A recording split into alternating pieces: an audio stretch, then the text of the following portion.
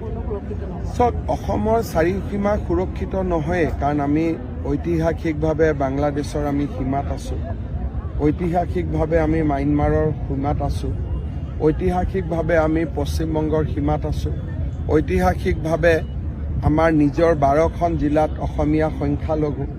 গতিকে অসমীয়াই সুৰক্ষিত হ'বৰ কাৰণে ইজৰাইলৰ দৰে দেশৰ বুৰঞ্জীৰ পৰা আমি শিকিব লাগিব যে কেনেকৈ জ্ঞান, বিজ্ঞান, প্ৰযুক্তি আৰু অদম্য সাহসেৰে চাৰিওফালে শত্ৰুৱে আৱগুৰি থকাৰ পিছতো ইজৰাইল কেনেকৈ এখন শক্তিশালী ৰাষ্ট্ৰ হৈছে।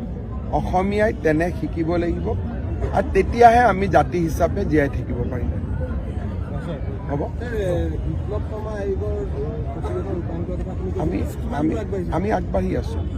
এইবাৰ বিধানসভাতে কিছু তাৰ ৰূপ আমি দেখা পাম, আৰু সেই দিশত আমি পূৰ্ণ গতিত আগবাঢ়ি আছোঁ। ৰণোজ পেগু ডাঙৰীয়াই চাই আছে, মই আৰু সোমোৱা নাই, তেওঁ আলোচনা কৰি আছে।